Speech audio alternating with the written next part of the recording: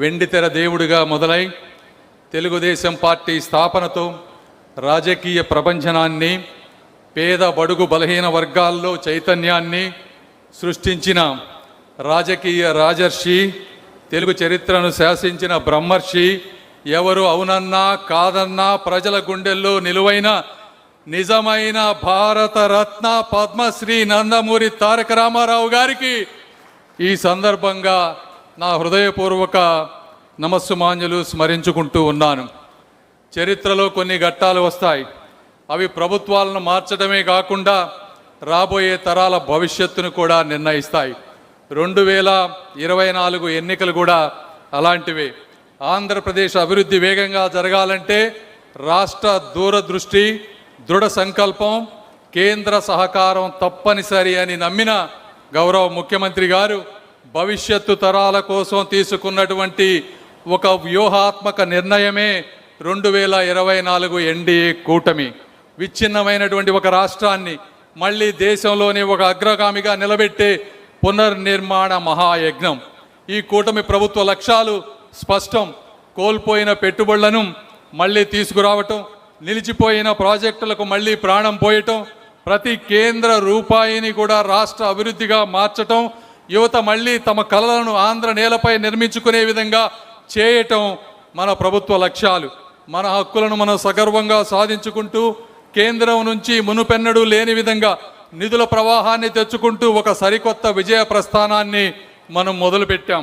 ఈ మహాసంకల్ప యాత్రలో మొదటి అడుగు 5 అక్షరాల్లో నిండిపోయిన 5 కోట్ల ఆంధ్రుల కళ అమరావతి.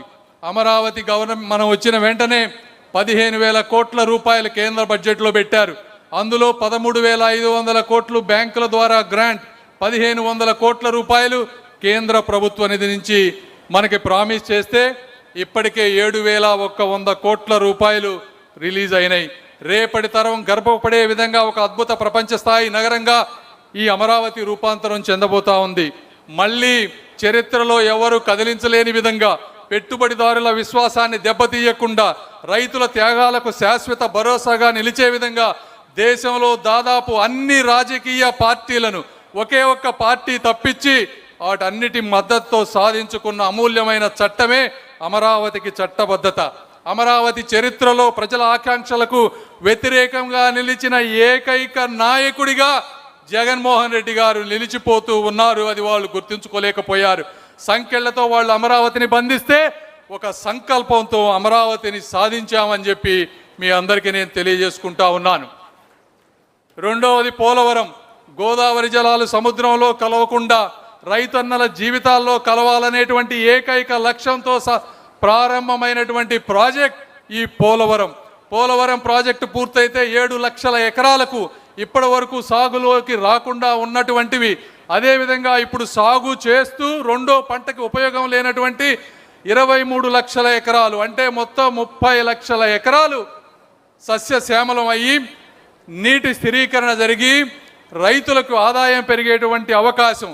540 గ్రామాలలో స్వచ్ఛమైన శుద్ధమైన మంచినీరు వచ్చేటువంటి అవకాశం. ఎందుకంటే ఒక గుంటూరు ప్రాంతంలో తీసుకుంటే 3 లక్షల ఎకరాల ఆయకట్టుంటే 3 లక్షల ఎకరాల్లో మొదటి పంట పండుతుంది. కేవలం 150,000 ఎకరాల్లో మాత్రమే రెండో పంట పండుతుంది. అంటే ఇంకా 150,000 ఎకరాల్లో రెండో పంట పండితే 40,000 రూపాయలు పైగా రైతుల్లో ఆదాయం పెరుగుతూ ఉంది. ఎందుకంటే ఆ రోజు పట్టిసీమ కట్టినప్పుడు ఎకరానికి 30 బస్తాలు పండే వరి పట్టిసీమ చంద్రబాబు నాయుడు గారు కట్టిన తర్వాత 40-45 బస్తాలు పండుతూ రైతుల్లో ఆదాయం పెరిగినటువంటి పరిస్థితి. ఇలాంటి బృహత్తరమైనటువంటి కార్యక్రమాన్ని అర్థం చేసుకొని ఆ రోజు 2014లో మన గవర్నమెంట్ వచ్చిన తర్వాత 7 మండలాలు, తెలంగాణలో ఉన్నటువంటి 7 మండలాలని ఆంధ్రప్రదేశ్లో కలిపితే తప్పి నేను ప్రమాణ స్వీకారం చెయ్యను అని చెప్పినటువంటి వ్యక్తి నారా చంద్రబాబు నాయుడు గారు. నెల నెల రివ్యూలు పెట్టారు. కేంద్రంలో ఎక్కడెక్కడ అడ్డంకులు ఉన్నాయో మంచి మంచి అధికారులను పెట్టి 70% వర్క్స్ కంప్లీట్ చేసి 2019లో వారికి అప్పచెప్తే వారు చేసినటువంటి నిర్లక్ష్యం, కాలయాపన ఈ ఆంధ్ర ప్రజలు క్షమించేటువంటి విషయం కాదు. కాంట్రాక్టర్లను మార్చారు, మంచి ఉద్యోగుల్ని మార్చారు. డయాఫ్రమ్ వాళ్ళు చెడిపోయే వరకు దాని విలువ తెలియకుండా చేసి 5 సంవత్సరాల్లో కనీసం 5% వర్క్స్ కూడా చేయకుండా 1,000 కోట్ల రూపాయలను దారి మళ్లించారు. మళ్ళీ మనం 2024లో వచ్చాం. వచ్చిన వెంటనే మళ్ళీ ప్రాజెక్ట్ కాస్ట్ ఎస్టిమేట్ చేయించాం. 36,000 కోట్ల రూపాయలు మళ్ళీ రీఎస్టిమేట్ చేశారు. ఇందులో ఇంకా దీన్ని పూర్తిగా ప్రారంభించాలంటే 12,000 కోట్ల రూపాయలు కావాలన్నారు. అంతర్జాతీయ నిపుణులతో డయాఫ్రమ్ వాల్ని చెక్ చేపించారు. చేపించి మళ్ళీ దాన్ని పట్టాల మీదకి తీసుకొచ్చి ఇచ్చిన 12,000 కోట్ల హామీల్లో ఇప్పటికే 7,000 కోట్ల రూపాయల వరకు రిలీజ్ చేశారు. అప్పుడు 70 జగన్మోహన్ రెడ్డి గారు 5% పనిచేశారు. ఇప్పుడు 12% మనం పనిచేసి దాదాపుగా 2027లో పూర్తిగా కంప్లీట్ చేసి తెలుగు జాతికి అంకితం చేయాలనేటువంటి పట్టుదలతో ఈరోజు గౌరవ ముఖ్యమంత్రి గారు కానీ అదేవిధంగా నీటిపారుదల శాఖ మంత్రి నిమ్మల రామానాయుడు గారు కానీ ఉన్నారు. ఇటువంటి ఆంధ్రుల జీవనాడి అయిన పోలవరాన్ని 5 సంవత్సరాలు సాగదీసిన జగన్మోహన్ గారు ఎక్కడ, 5 నెలల్లో అడ్డంకులన్నీ తొలగించి పరుగులు పెట్టించిన మేమెక్కడా అని మీ అందరూ తెలుసుకోవాలనుకుంటా ఉన్నాను. మూడవది వైజాగ్ స్టీల్ ప్లాంట్, విశాఖ ఉక్కు, 1000 కుటుంబాల ఊపిరి, 1,00,000 మంది కార్మికుల చెమటతో ప్రజల పోరాట పటిమతో స్థాపించుకున్న ఆంధ్రుని హక్కు ఈ విశాఖ ఉక్కు. ఇలాంటి 2019, 2024 మధ్య రా మెటీరియల్స్ లేకపోవటం వల్ల, ఉన్న కెపాసిటీని ఉపయోగించుకోలేకపోవటం వల్ల విపరీతమైనటువంటి నష్టాలలోకి వచ్చి ఉక్కు కర్మాగారం మూతపడేటువంటి స్థితికి వచ్చింది. వేలాది కార్మికుల గుండెల్లో భవిష్యత్తుపై భయాన్ని నింపింది. అలాంటిది 2020